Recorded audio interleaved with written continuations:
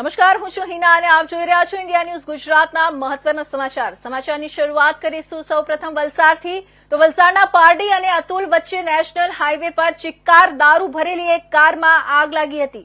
મુંબઈથી સુરત તરફ પૂર ઝડપે જતી કારમાં વલસાડના અતુલ અને પારડી વચ્ચે અચાનક આગ લાગી હતી. આથી હાઈવે પર દોડધામ મચી ગઈ હતી.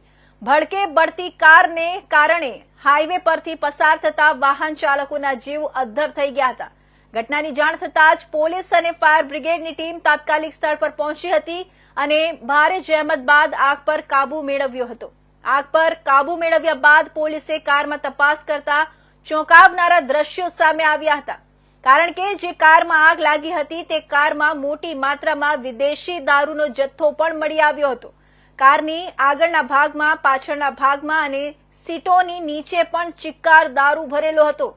જો કે આગ લાગતા જ કારમાં સવાર લોકો તાત્કાલિક બહાર નીકળી અને ઘટના સ્થળથી ફરાર થઈ ગયા હતા. આથી કારમાં કોણ સવાર હતું અને દારૂ ક્યાં લઈ જવામાં આવી રહ્યો હતો તે અંગે જાણી શકાયું નથી, પરંતુ પોલીસે કાર નંબરના આધારે આરોપીઓ સુધી પહોંચવા તપાસ તેજ કરી છે.